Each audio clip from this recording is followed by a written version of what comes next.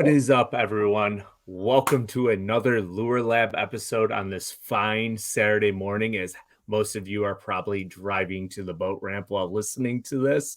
And we are here with Bailey and Adam again from the Serious Angler Network. I love this trifecta thing that we have going on with this. It's really opening up a lot of details about baits that a lot of people might even overlook. And I think that's like the fine point of this episode this week. But what is going on, guys? Not much, man. I'm loving this show so far because it's making us just really talk about the juice. Yeah. Whereas, like on Business from the Bass Boat and Serious Angler, or other shows on this network, we kind of like go on a lot of tangents. And this is actually kind of fun and it's challenging because it's keeping us to stick to the juice, not talk about stories. But we definitely have a little side tangents that go with it, but it's all relevant and it's awesome. So, absolutely, man. Excited for these, and weather's cooling down. Great techniques we're talking about. Perfect fall baits. And I think this is going to be one that hits home for a lot of people today. So let's dive right into it, right? Today we are chatting finesse swim baiting and all the minute details that are often overlooked when it comes to finesse swim baiting. So let's dive right in. And guys, what is your favorite swim bait to throw when it's the fall? Bait fish is little, fish seem to be a little funky. What is it first, Adam? Yeah, man, I keep it very simple when it comes to swim baits. I'm either going with your traditional Kitech, and I'll generally go more of a Kitech on a finesse swim bait situation. I want something that's going to be can have some scent involved and swims properly. I'm a 3.3 guy. That's my favorite size when it comes to Kitech. Another option is the Kitech Easy Shiner. I like that thing a lot as well. It's got a real thin tail. It's not quite as fat. Like this is just the fat 3.3 here.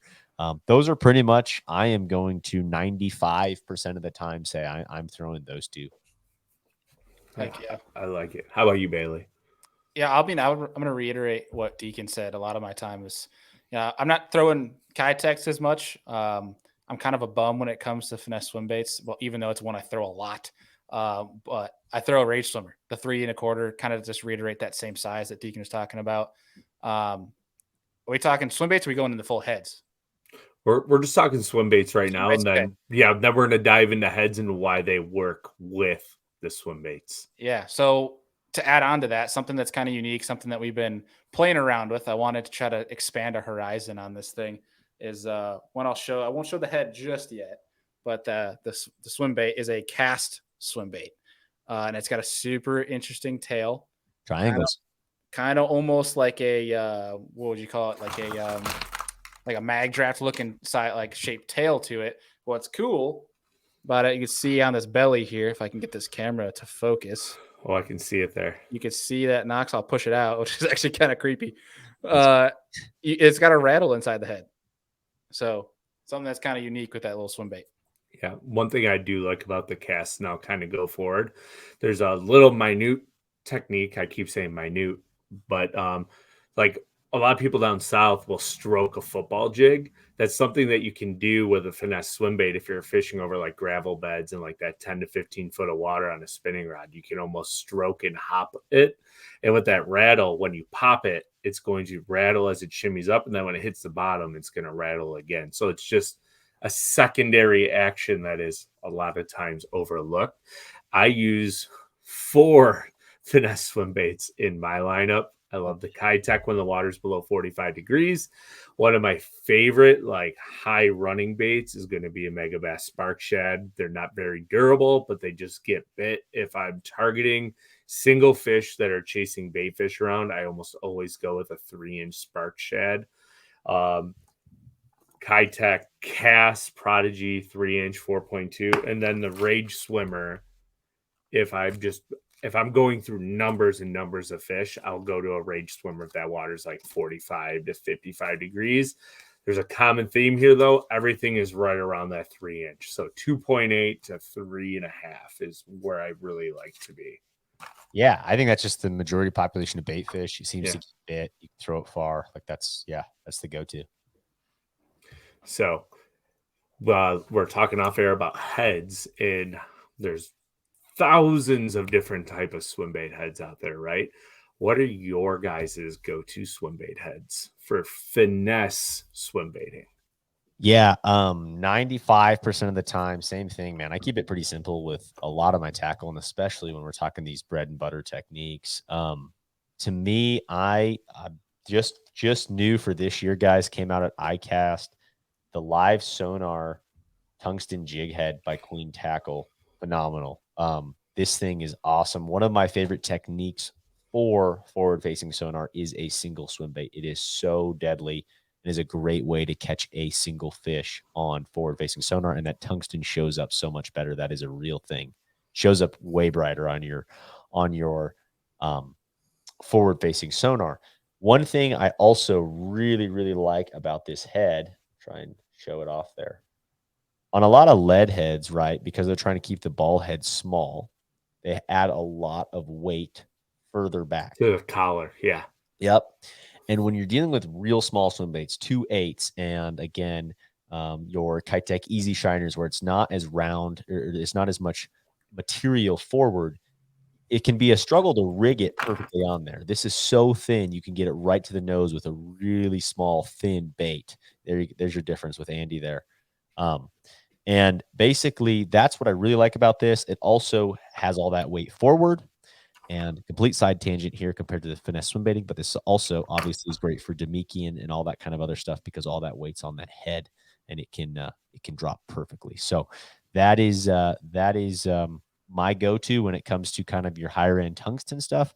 Secondary, fantastic option. I love the Gamakatsu ball head jigs. They are just your standard lead head jig with a fantastic hook in them, the 3/0 size, anywhere from a 3/16 up to your 3/8 size. That's where the sweet zone is for me with ball head jigs. Heck yeah. Great choices. Bailey? Yeah. So, kind of in addition to Deacon talking about the gammy, I like to go for the owner. This is actually an owner ultra head football head. It's obviously got the wider front, the football shaped head on the front, super laser sharp hook on the back, your light wire. Being that we're going to get into gear in a little bit, and that'll be why I like to throw more that lighter wire style, especially when it gets colder. But this is one, honestly, I don't throw ball heads too much unless, we talked about in our A-Rig show, the first show we did on this, on the Lure Lab. But for football heads, when I'm throwing just a single swimmer, I throw a football head almost exclusively.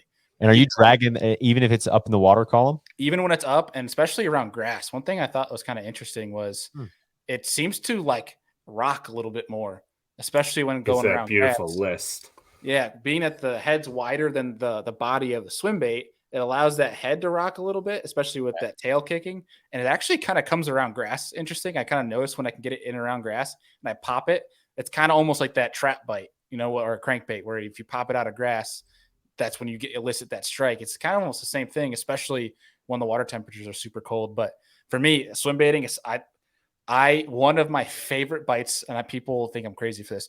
Favorite bites in the world with a football finesse swim bait and a football head is finding rock and counting rocks, just slowly letting it just ding, ding, ding, ding, and letting that thing do its thing. Because people think that that's how you'll catch fish like it, but they're like, oh, you won't catch any big ones doing that. That will catch you some giants, especially with that small swim bait. I'm a big fan of the football head. Yeah, especially when that water's really cold too. Mhm. Like it's a great way to really slow down and catch them. And the football head is such a great point too with the list, and that's something that is very overlooked. It's that secondary action. So like in a rage tail, when the water gets colder, having a football head on it allows you to fish a rage swimmer longer because the football head is going to give you that extra list, and it's going to help that tail start up a little quicker so you can actually go that route. So for me, that we're talking heads, I'm a football head guy. I pour, do it molds. We've talked about it on the Series Angler channel a lot.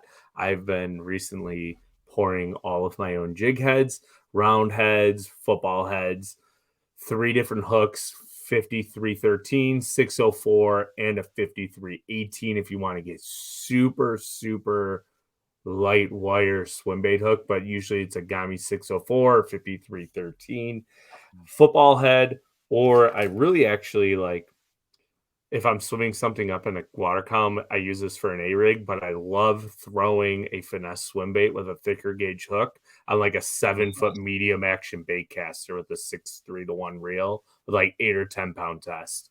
I just feel like if I'm swimming that bait higher in the column, when they eat it, I can give them the business a little bit better with that thicker gauge hook and just grind them in instead of just like fairy wanding my way around with a fish. Sure. Doesn't So, like my fairy wand.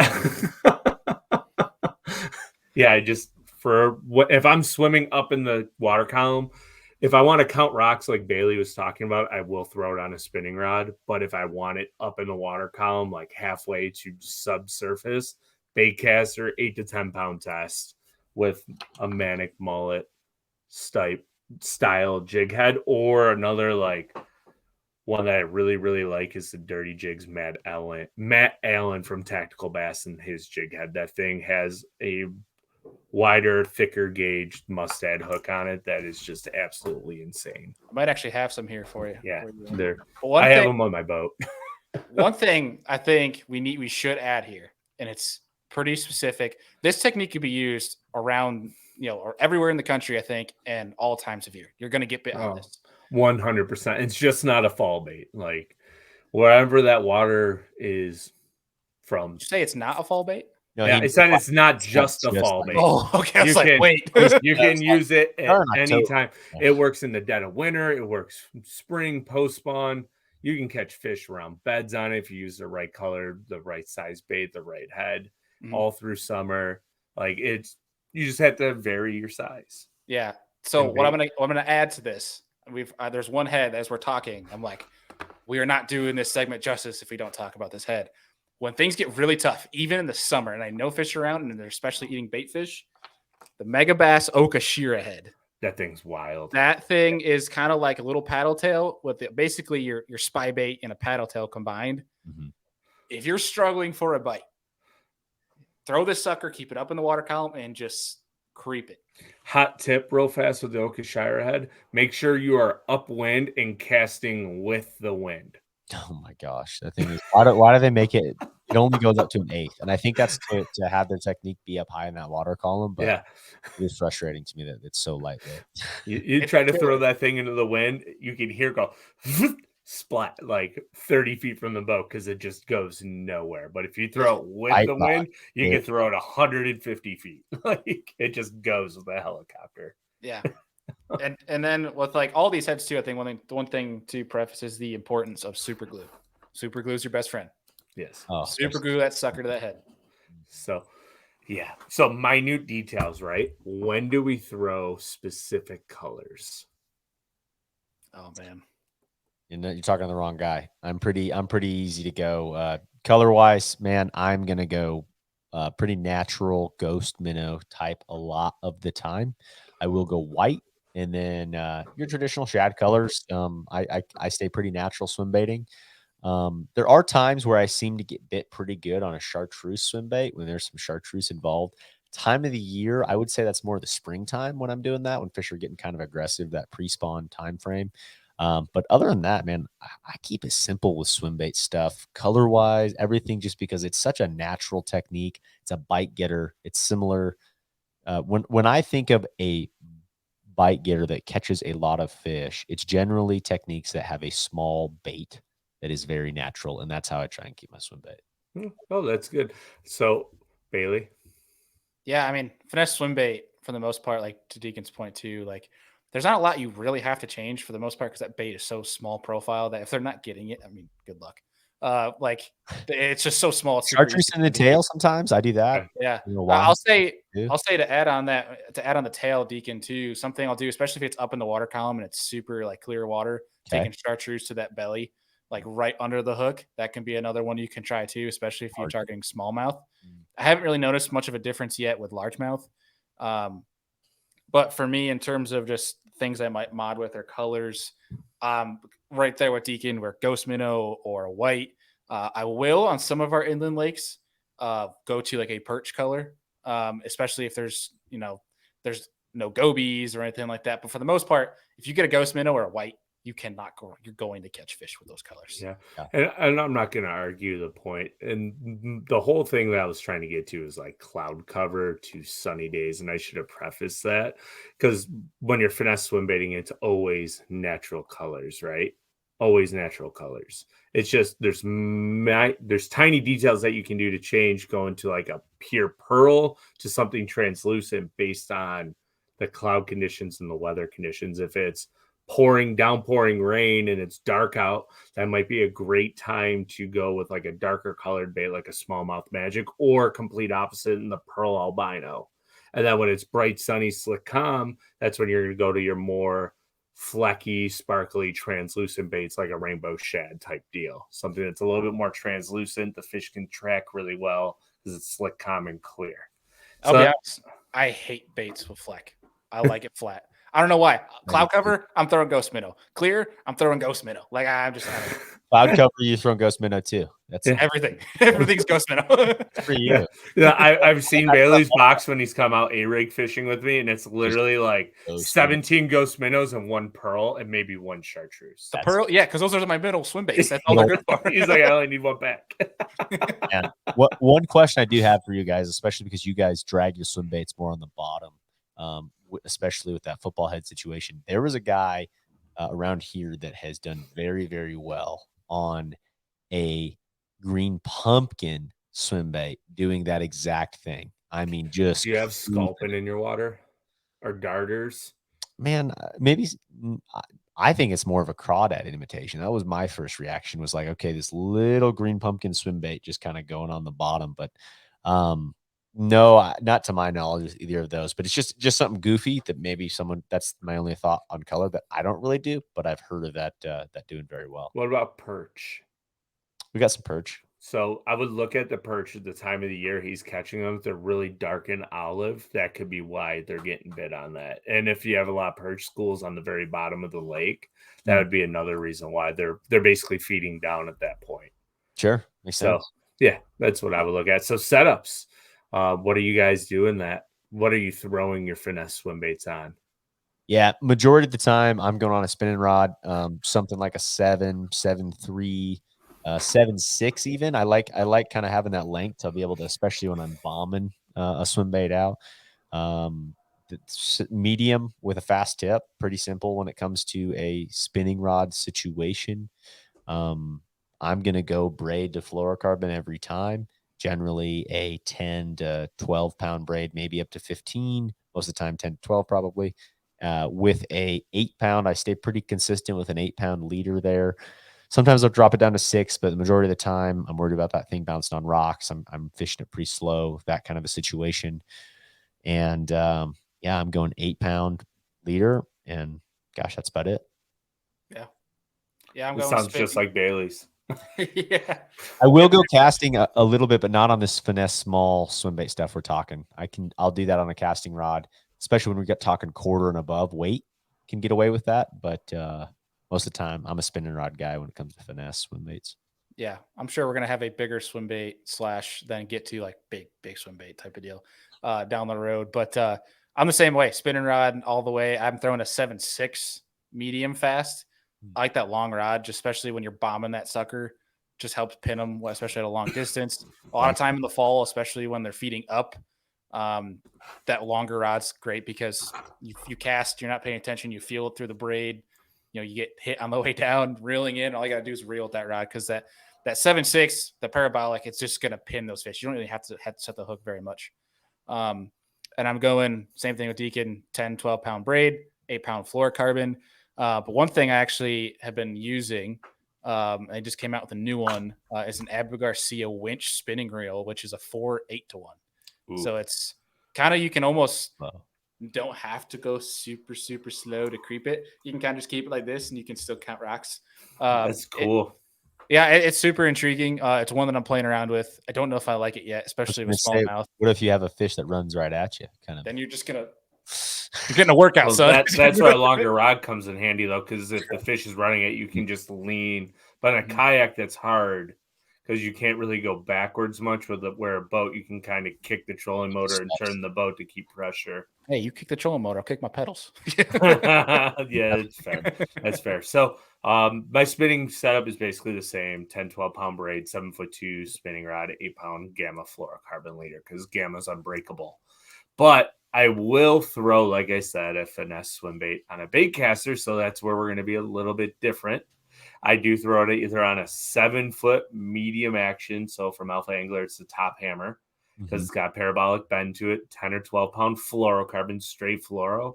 Or I'll throw it on the 7'5" Alpha Angler clutch to get a little bit longer distance casting. Always 10 or 12-pound fluoro, quarter or eighth ounce head. But the big game changer for me is I use an MGL reel by Shimano, so I can really absolutely bomb it in 7-2. So I have the speed to catch up to them when they eat it and run at me, but it's also slow enough to where I can really slowly crawl it if I had to slow down. So that is my main difference. Is I love power fishing a finesse swim bait, and I like using a thicker hook so I can really just hit them and grind them in. Because I find a lot of times when I'm throwing a spinning rod, they'll jump and spin it because I just can't catch up to them or I don't have enough leverage. Yeah, So see, that's my thing, man. Like, you don't lose fish, but I lose a ton on a spinning rod. So like, I'm more in Dave's boat when it comes to that. Well, and that's where I'm saying, like, and Deacon made a great point in our last episode, the fact that everybody will find their own comfort zone when it comes to fishing techniques and do what you are confident and comfortable in. And that's why I wanted to throw it out there that I throw it on bait casting gear, because it is different and it shows that we all don't have to be the same in order to fish a technique properly. It's just whatever you have confidence in. But any other little tips here before we end this one up, boys? I think we covered it. Awesome. Well, once again, everyone, thanks for tuning in to the Lure Lab here on the Serious Angler Network. We talked finesse swim baiting. And if you enjoyed this episode, please hit the subscribe button. Leave a comment down below of what your favorite finesse swim bait is, rod reel combo. If you use spinning rods or bait casting gear, we love to hear it. And then if you're listening on MP3, please leave a review. Maybe if you really like this episode, throw in there a reason why. And next Saturday, as you're driving to the boat ramp, we will catch you then. And for now, everybody, have a great day.